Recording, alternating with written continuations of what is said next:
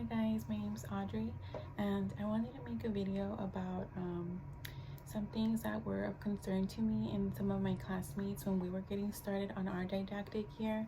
And I believe that there's a bunch of new classes about to start in the fall. So regardless if you're starting in person or online, which I think mostly everyone's doing online in the fall so far, unless that changes by the time we get to August. But these are some concerns I had when I was starting off, and I know some of my classmates did as well. And I also just want to talk about like my experience so far. If you want to know more about that, please keep watching.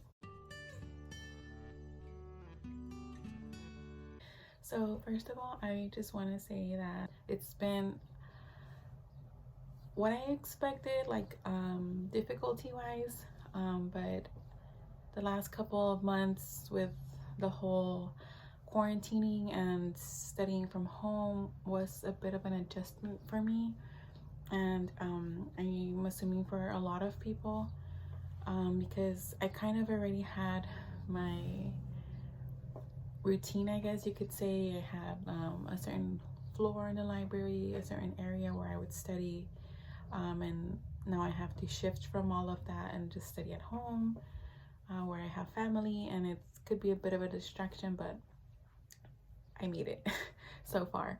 I finished didactic semester 1 and semester 2 in May, and I have, I guess you can say, semester 3, but it's like the summer portion left of didactic to go, which I'm going to cover dermatology, psych, OB-GYN, and ENT.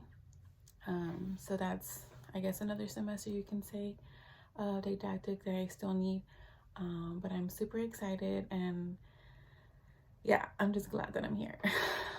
It's been a long road experience that's very challenging, and I never thought in a million years that I would be going through this or experiencing this, and let alone me making it this far.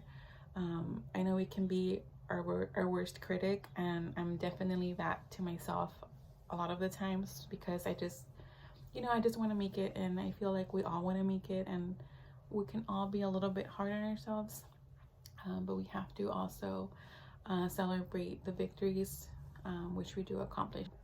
Something I wanted to talk about as well was financial aid.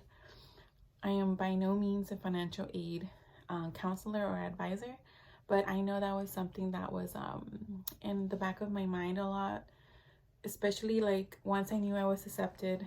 I was like, okay, how am I gonna pay for all of this? Or maybe some of you have, thankfully or luckily, your support of your family, but there's some students that do not, like in my case. So I was like, how do I accept loans? Like how much of the loan do I have to accept, etc.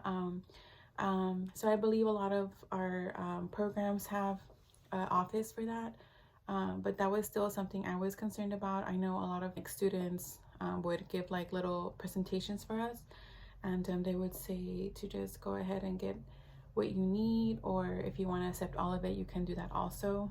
Just be mindful of like interest that acquires and stuff like that. So for me, I know that was like, okay, I'm gonna get out like all of this money, and how am I gonna pay it, and when can I pay it?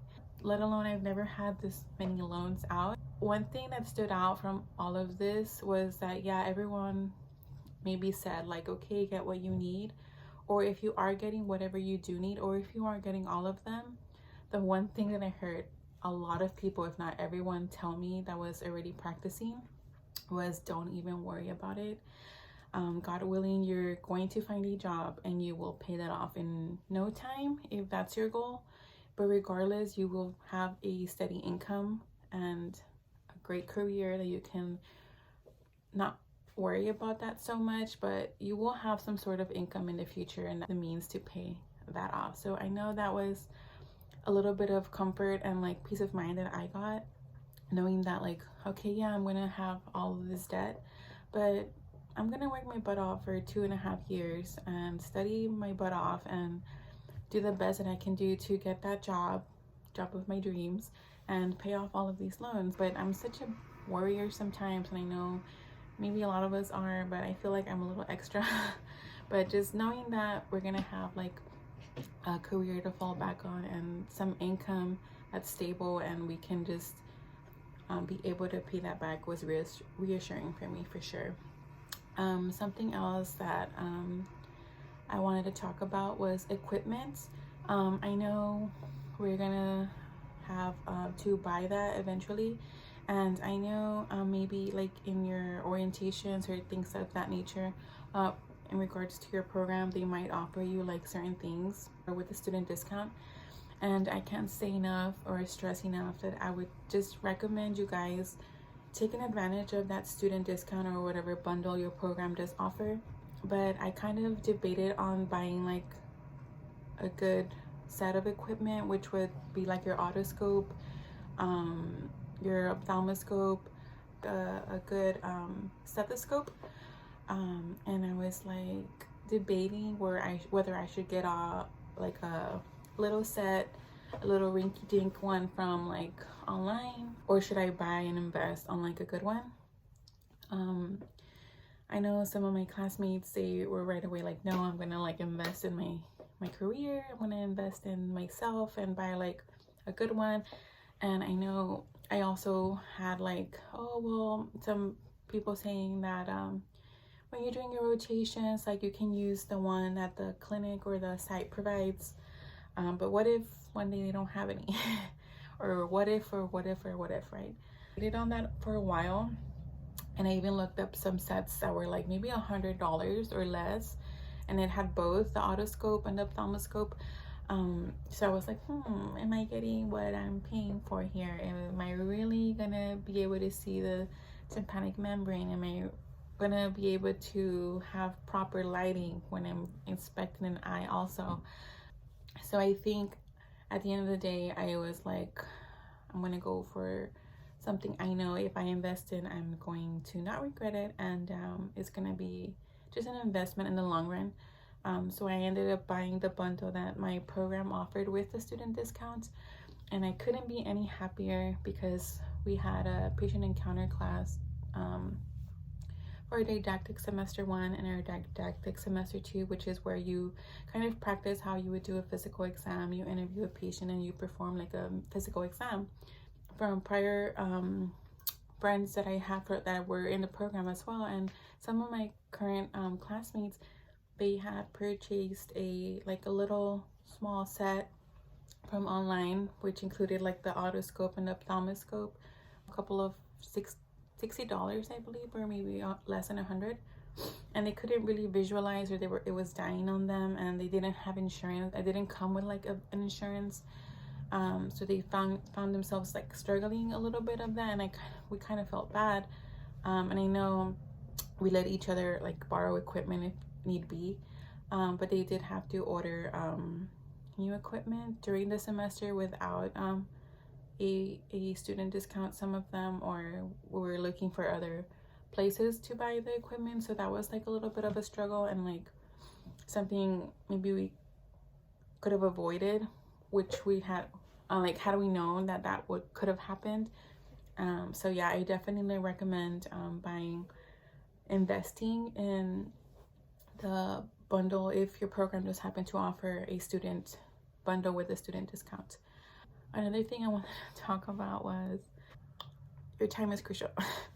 Your time is definitely crucial, and it's something that I kind of like, oh yeah, like I'm gonna go into the program and I'm gonna have time for like everything. I'm gonna actually start working out while I'm in the program, because I want to like, you know, like study, and then I want to like take a break after studying for so long, and I want to go run a couple miles and then come back. That didn't happen, or at least for me. I know that a lot of my classmates did do that, and I am like shook and I'm like, okay, that's my goal. They're my goal.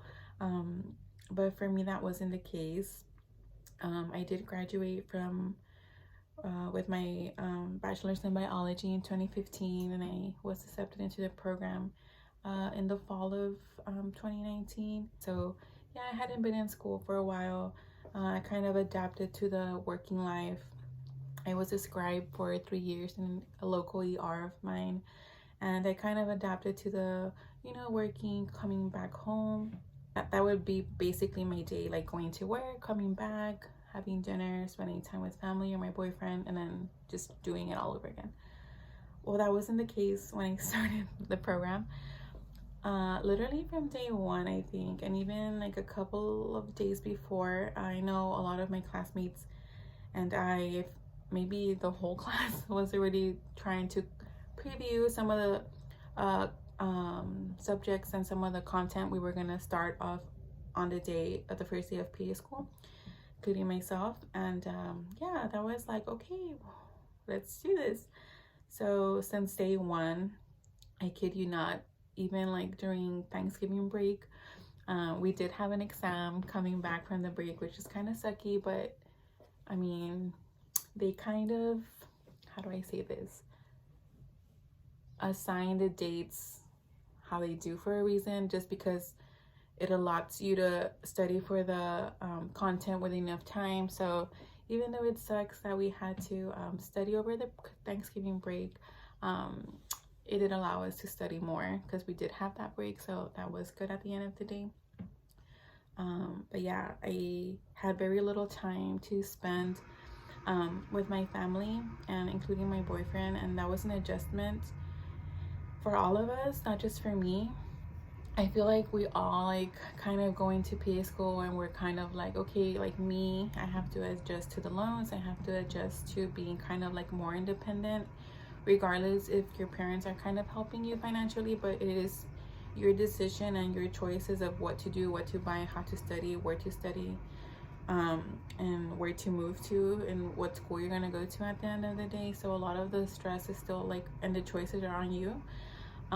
But we kind of forget about like their detachment to us as well.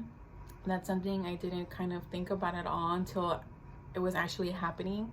How I was so used to just being with my family a lot and my little sister especially, and having like kind of no contact with them sometimes on like days, because we kind of were like on the opposite kind of schedule. I would be in school all day, then by the time I got home everyone was asleep, but in the morning I was the first one to wake up because I had to get there for class. But I kind of like getting there a little bit early just to review some of the notes for that morning for that first class.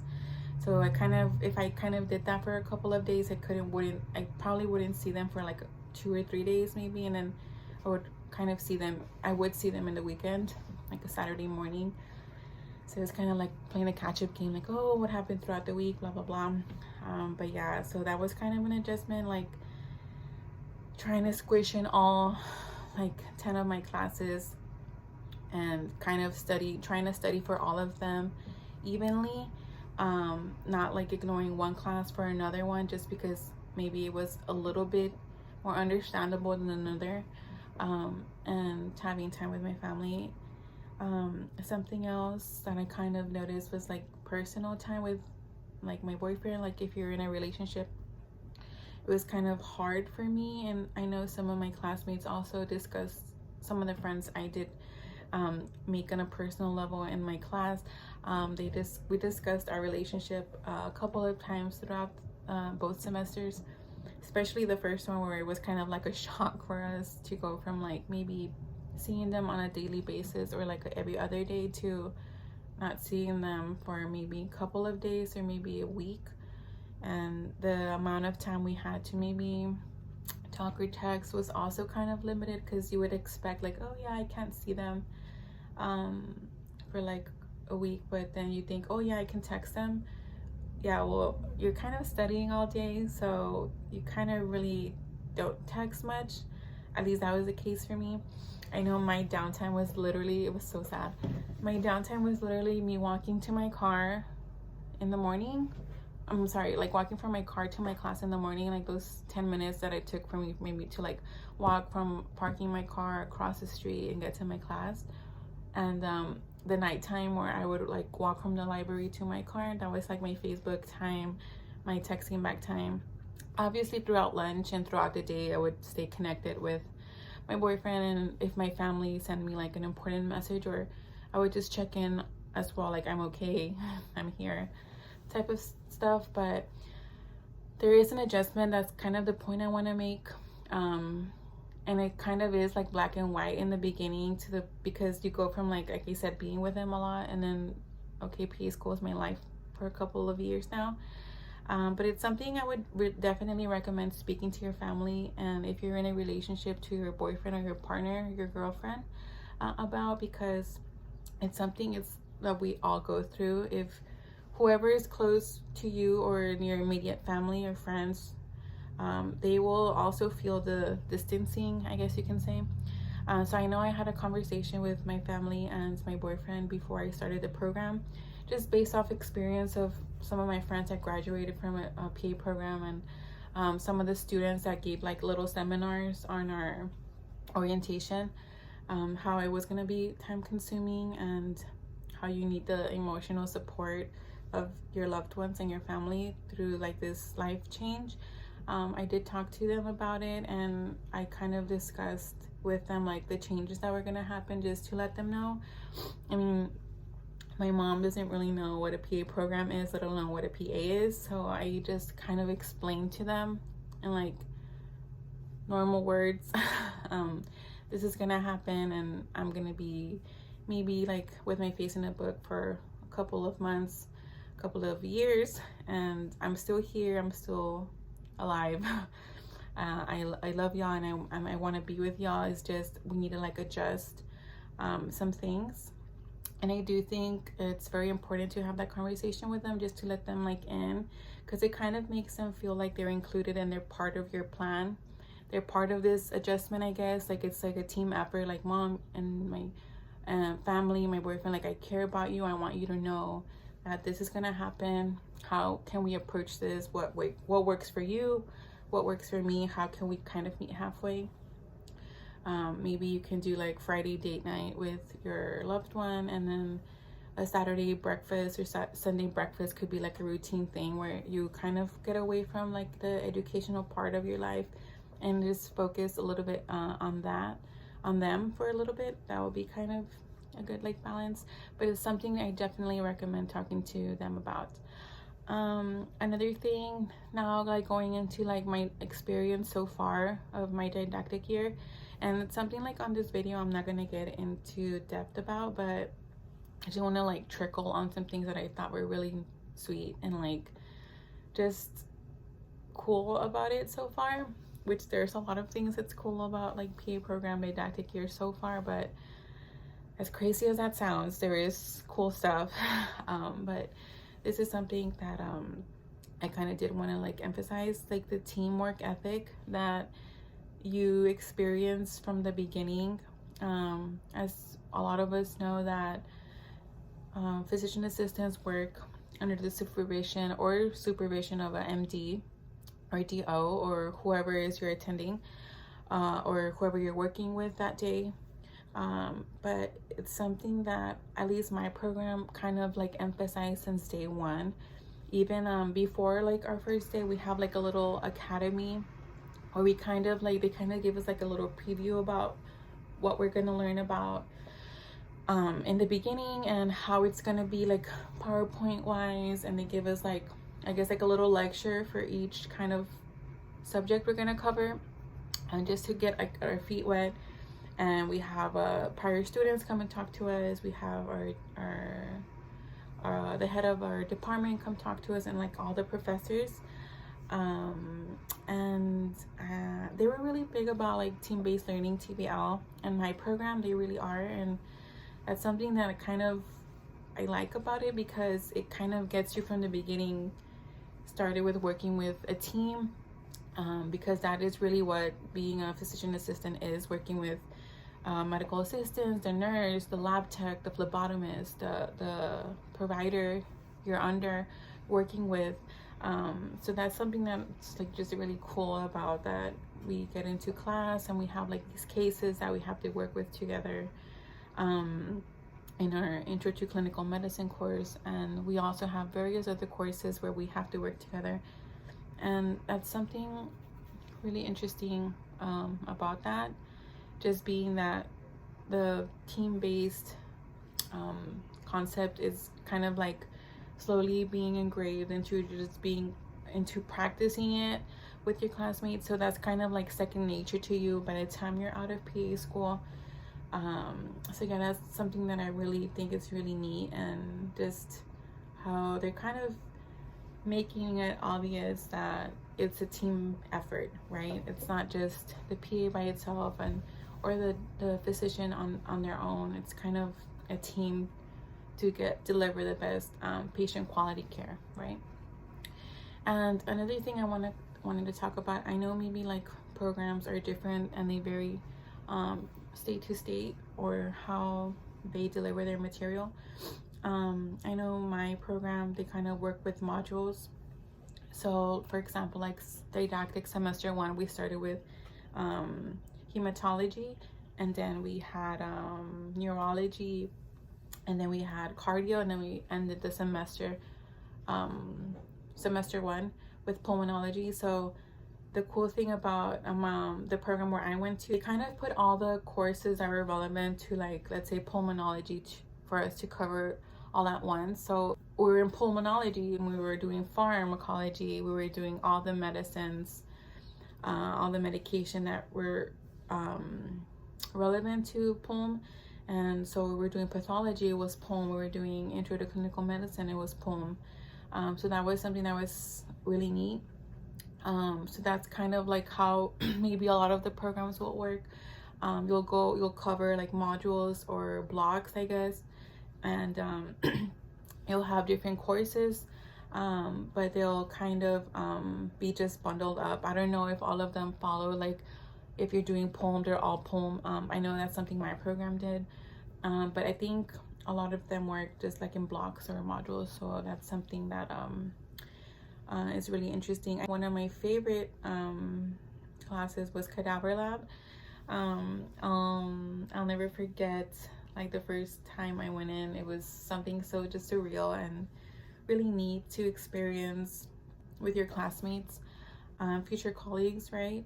I had previously done a cadaver lab dissection in a UTMB for a summer program which I was accepted into. I think this was a couple of years ago. This was in 2013.